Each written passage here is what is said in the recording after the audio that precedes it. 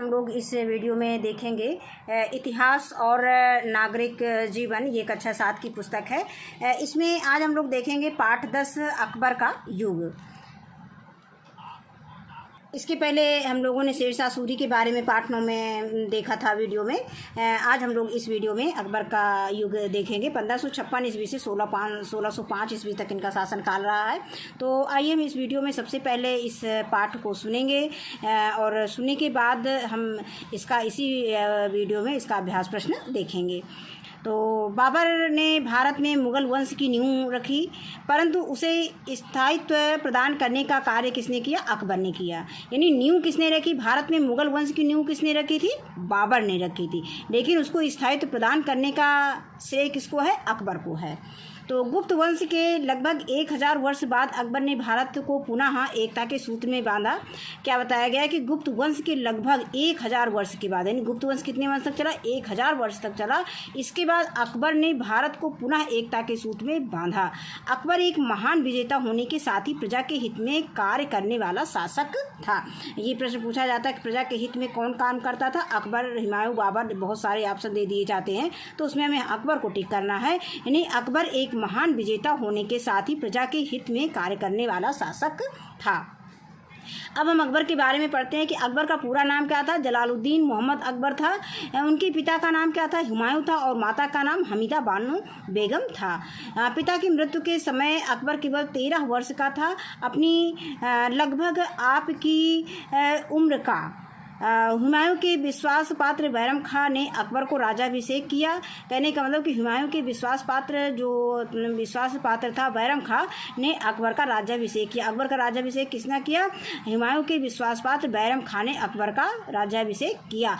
अकबर अपने संरक्षक बैरम खां की देख रेख में राजकाज करने लगा। किसके संरक्षक में? बैरम खां के संरक्षक में वो राजकाज करने लगा। इसके बाद आता है पानीपत का द्वितीय युद्ध। पानीपत का द्वितीय युद्ध 1556 ईस्वी में हुआ था।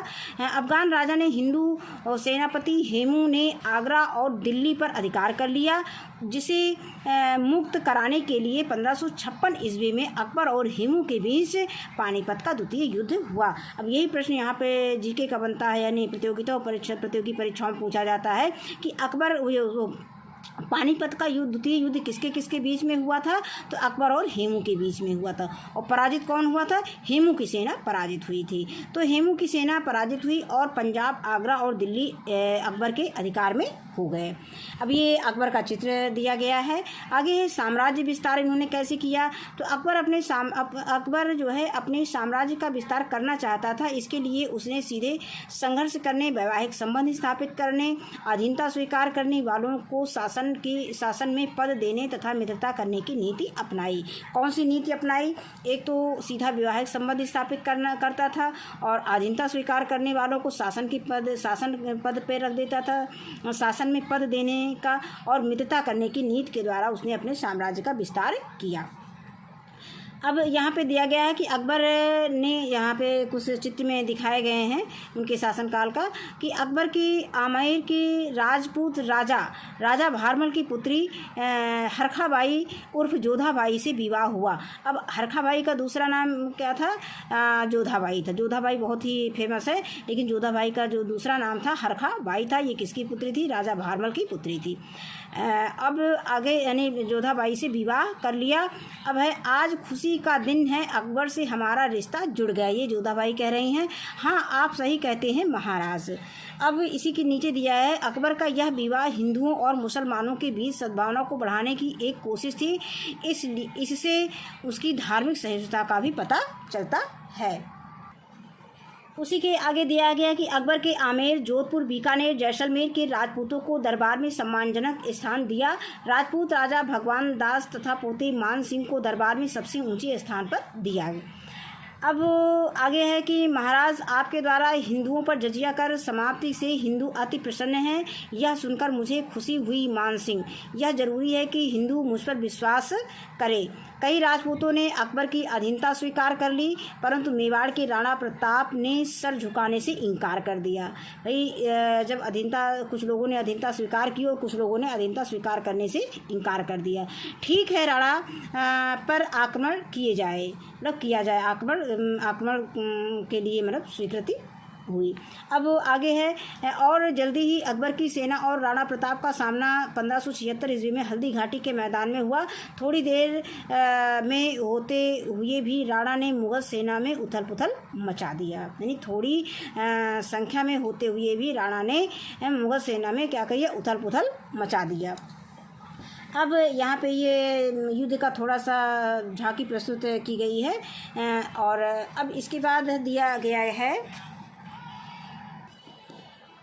राणा प्रताप भीषण युद्ध करते हुए बुरी तरह घायल हुए और उन्हें परिवार सहित जंगल का आश्रय लेना पड़ा।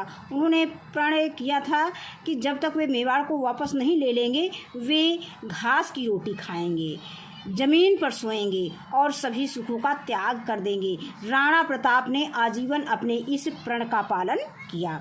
अब आगे है राणा ने 20 वर्षों के संघर्ष में देवार, उदयपुर और कोमलमीर स्वतंत्र करा लिए, परंतु चित्तौड़ व अजमेर अकबर के कब्जे में ही रहा। अकबर राजपूतों के साथ मित्रता का महत्व समझता था, अतः उसने राजपूत राज परिवारों के साथ वैवाहिक संबंध स्थापित कर अपनी स्थिति को सुदृढ़ बनाया। अकबर ने अपने साम्राज्य के विस्तार के लिए अन्य विजय भी की। अरब, यूरोप, दक्षिण पूर्व एशिया से व्यापार की दृष्टि से गुजरात और बंगाल प्रांत बहुत महत्वपूर्ण थे, जिन पर अकबर ने अपना अधिकार कर लिया। इससे राज्य की आमदनी बढ़ी। दक्षिण में अकबर का अहमदनगर की रानी चांद बीबी से युद्ध हुआ। यानी दक्षिण में अकबर का अहमदनगर की रानी चांद बीबी से युद्ध हुआ।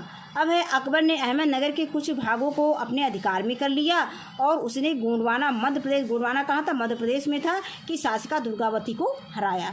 चांद बीबी अपनी सेना को मुगल सेना पर आक्रमण का आदेश देते हुए।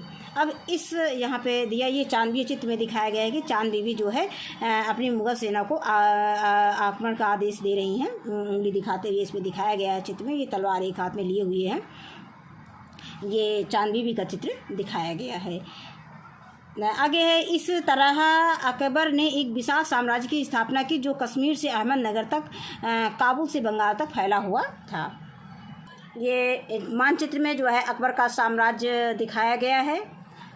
ये पूरा उनका साम्राज्य रहा और यहाँ पे दिया है अकबर का शासन 1605 ईस्वी में।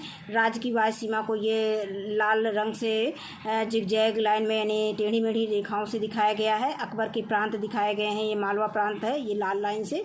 इसके बाद दक्षिण के प्रांत जो है डाट डाट से काले बिंदुओं से दिखाया गया है। तो ये है उनका साम्राज्य। अब आगे है शासन व्यवस्था इनका कैसा था। अकबर ने साम्राज्य के प्रशासन को सुचारू रूप से चलाने के लिए साम्राज्य को कई स्तर में बांट रखा था। प्रशासन के कार्यों की देखरेख के लिए केंद्र से लेकर गांव तक जिम्मेदार अधिकारियों की नियुक्ति की गई थी। तो अकबरकालीन जो प्रशासनिक ढांचा इस तरह से है, इसको एक चार्ट के रूप में दे दिया गया है जिससे हमें आसानी रहे याद करने में। इसलिए अब इसको देखते हैं साम्राज्य के अंग कौन थे। केंद्र में पद इसका बादशाह और वजीर और दीवान का होता था। कार्य क्या था, बादशाह का कार्य सर्वे सर्वा होता था और वित्तीय नियंत्रण। इसके बाद प्रांतीय क्या होता था, प्रांतीय में सूबेदार, प्रांतीय दीवान, कोतवाल होते थे। कानून, फौजदारी, राजस्व वसूली, आय व्यय विवरण। अब यहाँ पर हम इस तरह से कहते थे कि बादशाह जो है सर्वे सर्वा होता था, वजीर दीवान वित्तीय नियंत्रण का कार्य करते थे। इसके बाद हम प्रांतीय में आते हैं तो यहाँ पे सूबेदार होता था, सूबेदार का कार्य कानूनी फौजदारी होता था। इसके बाद प्रांतीय दीवान क्या करता था, राजस्व वसूली का कार्य करता था, आय व्यय विवरण रखता था। कोतवाल का काम क्या होता था, नगर का प्रशासन देखना रहता था। इसके बाद परगना की बात करें तो सिकदार होता था, सिकदार क्या करता था, कानून एवं व्यवस्था बनाए रखता था। आमिल क्या करता था, राजस्व की वसूली करता था। कानून गो का क्या कार्य होता था, उपज एवं राजस्व का विवरण देना होता था। फौजदार का क्या काम होता, कोष की व्यवस्था बनाए रखना, कोष की व्यवस्था बनाना इनका जो है फौजदार का काम होता था। इसके बाद हम गांव में आते हैं। फिर यहाँ पर मुकद्दम प्रधान, इनका काम कानून एवं व्यवस्था को देखना होता था। पटवारी का काम राजस्व का विवरण देना होता था। इसके बाद चौकीदार का काम होता था, सुरक्षा का दायित्व इन्हें दिया गया था। तो ये इनका प्रशासनिक अकबर का जो है अकबरकालीन प्रशासनिक ढांचा है। अब इसके बाद आता है मनसबदारी व्यवस्था। अकबर बिना सुदृढ़ सेना के ना तो साम्राज्य का विस्तार कर सकता था और ना ही उस पर अपना अधिकार बनाए रख सकता था। उसके लिए अकबर को अपने सैनिक अधिकारियों और सिपाहियों को सुगठित करना था। उसने इन दोनों लक्ष्यों की पूर्ति मनसबदारी व्यवस्था से की, जिसमें सेना, सामंत वर्ग और शासकीय अधिकारी व कर्मचारी शामिल थे। पूरे मुगल साम्राज्य में हजारों छोटे बड़े मनसबदार यानी शासकीय अधिकारी व कर्मचारी थे। आगे आता है, साधारणतया मनसब का अर्थ पद या प्रतिष्ठा है, अतः मनसबदार शाही सेवा में पदवी धारण करने वाले व्यक्ति होते थे। विभिन्न अंकों की संख्या अधिकारियों के पदों को निश्चित करने के लिए प्रयोग में लाई गई। सबसे छोटा मनसब 10 का तथा सबसे बड़ा 10,000 का होता था। बाद में 12,000 तक की संख्याओं के मनसब दिए गए। इसके आगे आता है, मनसबदार साम्राज्य में बादशाह के कानून और आदेश लागू करते थे। बादशाह के खिलाफ अगर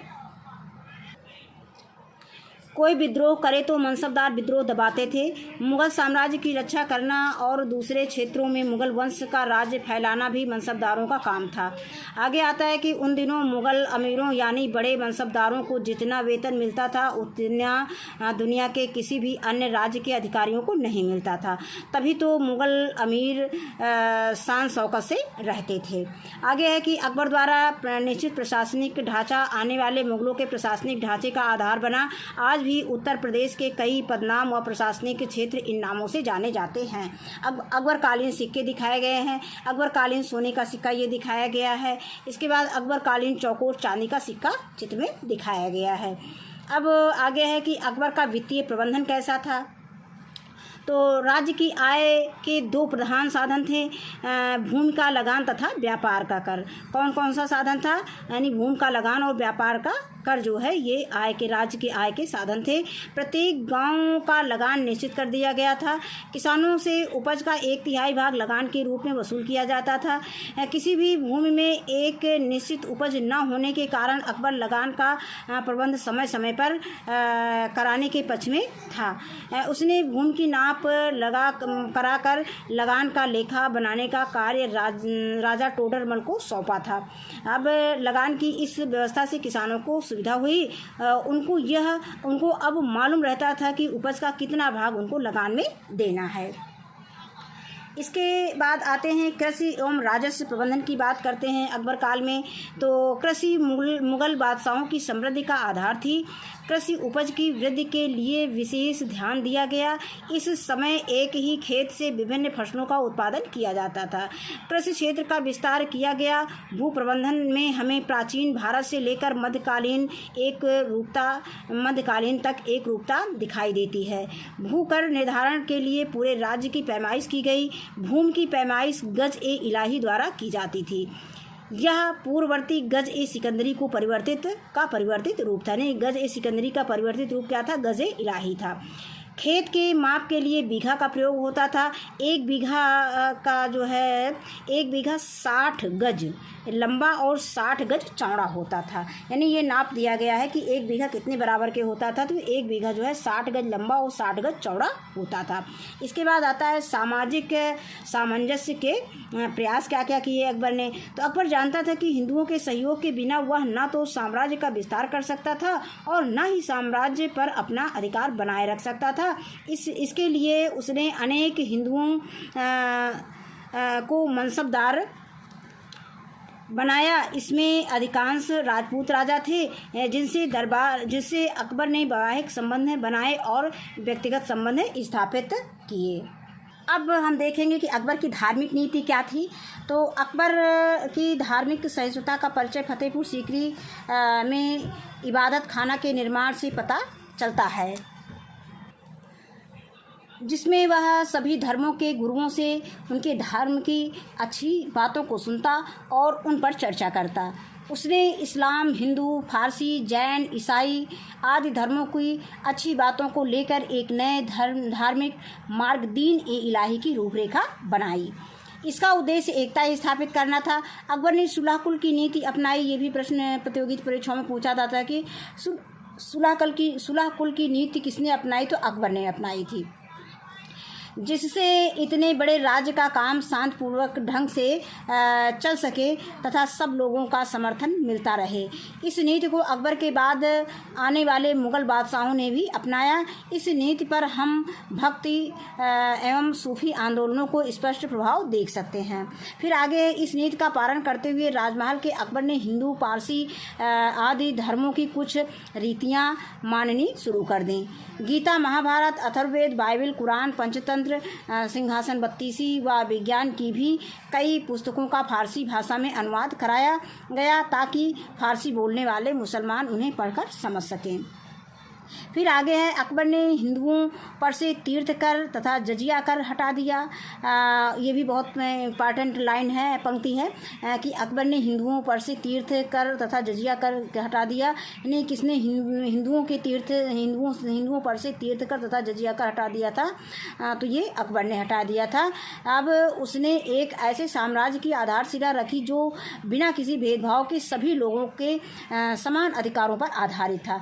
इस प्रकार अकबर के शासनकाल में राज्य अनिवार्य रूप से धर्मनिरपेक्ष, सामाजिक विषयों में उदार तथा चेतना और सांस्कृतिक एकता को प्रोत्साहन देने वाला बन गया। अब हम इसके बाद आते हैं, साहित्य की बात करते हैं। तो अकबर सदैव विद्वानों से विचार विमर्श करता था। इस समय की भाषा फारसी, राजभाषा फारसी थी। यानी अकबर समय की राजभाषा क्या थी? फारसी थी। इस समय अबुल फजल फैजी बदायूनी उच्च कोटि के लेखक तथा साहित्यकार थे। अब पूछा जाए कि अकबर के समय के जो है उच्च कोटि के लेखक और साहित्यकार कौन थे? तो अबुल फजल थे, फैजी थे, बदायूनी थे और उच्च कोटि, ये मतलब ये लेखक थे। तो अब अबुल फजल ने अकबरनामा की रचना की। अकबरनामा की रचना किसने की थी? अबुल फजल ने की थी। महाभारत तथा रामायण का फारसी में अनुवाद किसने कराया? ये अकबर ने कराया। अब्दुल रहीम खान खाना के हिंदी में लिखे दोहे आज भी लोकप्रिय हैं। गोस्वामी तुलसीदास ने रामचरितमानस की रचना भी इसी समय की। इस समय हमारे देश में कागज़ पर लिखने का कार्य प्रारंभ हो गया था। अब यहाँ पे अगर पूछा जाए कि कागज़ पर लिखने का कार्य कब से प्रारंभ हुआ, किस मुग़ल शासन के काल में से प्रारंभ हुआ था, तो ये अकबर के शासन काल से जो है कागज़ पर लिखने की परंपरा की शुरुआत शुरू हुई थी, जो आज तक चल रही है। यद्यपि इसकी शुरुआत चीन में हुई थी। प्रमुख संगीतकार तानसेन अकबर के प्रमुख दरबारियों में से एक थे। अब आते हैं बात, अकबर के नवरत्न कौन कौन से? बहुत इंपॉर्टेंट चीज़ है, हमको ये जानना है कि अकबर के नवरत्न कौन कौन से थे। इसमें से लगभग एक प्रश्न सभी प्रतियोगी परीक्षाओं में पूछा जाता है। सामान्य रूप से रत्न पत्थर का टुकड़ा होता है। सामान्य रूप से रत्न क्या होता था? पत्थर का एक टुकड़ा होता है। इसीलिए अपनी विशिष्ट पहचान के कारण कुछ पत्थरों को रत्न का दर्जा मिलता है। अकबर ने भी ऐसे विशिष्ट गुणों वाले प्रतिभावान एवं बुद्धिजीवी व्यक्तियों की पहचान कर उन्हें अपने दरबार में नवरत्न की उपाधि दी। जैसे उसमें आते हैं मुल्ला दो प्याजा, हकीम हुमाम, अब्दुल रहीम खान खाना, अबुल फजल, तानसेन, राजा मान सिंह, राजा टोडरमल, फैजी एवं राजा बीरबल उसके दरबार के नवरत्न थे। अब इसके बाद आता है कला के क्षेत्र में कौन कौन से कार्य किए। तो अकबर ने आगरा के निकट फतेहपुर सीकरी नामक नगर का निर्माण कराया। अब प्रश्न यहीं पर पूछा जाता है जीके का कि फतेहपुर सीकरी का निर्माण किसने कराया था? तो अकबर ने कराया था। कहाँ कराया था? आगरा के निकट कराया था। इसे कुछ वर्षों के लिए अपनी राजधानी बनाया। इस नगर से उसने भव्य इमारतों का निर्माण कराया। यानी इस नगर में उसने क्या किया? भव्य इमारतों का भी निर्माण करवाया। अब ये कुछ चित्र दिए गए हैं जिसका निर्माण उनके शासनकाल में हुआ था अकबर के। तो नीचे दिए गए चित्रों को देखकर इन इमारतों के बारे में जानिए। अब यहाँ पर ये फतेहपुर सीकरी दिखाया गया है। फतेहपुर सीकरी में अकबर द्वारा बनवाया गया जोधाबाई का महल है। अब ये हवा लेने के लिए बनवाया गया 5 मंजिलों वाला पंचमहल, यानी ये फतेहपुर सीकरी में है। आगे आता है कि आगरा के लाल किला में इसे दीवान आम बनवाया गया था। ये दिखाया गया है चित्र में। फिर आगरा के लाल किला में इसे दीवान खास ही बनवाया गया था। आगे है, अकबर अपने दीवान आम में राज्य के लोगों से मुलाकात करता था। यहाँ पे क्या काम करता था?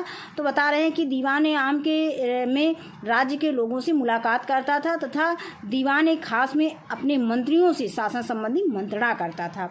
तो इसीलिए ये दोनों बिल्डिंगें प्रसिद्ध थी उनके शासनकाल में। अब आगे आता है बुलंद दरवाज़ा। ये फतेहपुर सीकरी, इसे अकबर ने अपनी गुजरात विजय स्मारक के रूप में बनवाया था। अब आगे आता है शेख सलीम चिश्ती की दरगाह, आगरा, यानी अकबर द्वारा निर्मित किंतु शाहजहां द्वारा संगमरमर की इमारत में परिवर्तित किया गया। अब जयपुर में भी हवा लेने के लिए पंचमहल की तरह एक इमारत है, उसका नाम लिखिए। इसको आपको लिखना है। इसको हवा महल कहते हैं, यहाँ पे हवा महल हम लिख देंगे। अब आगे यहाँ पे इन्होंने समय रेखा दिखाया है,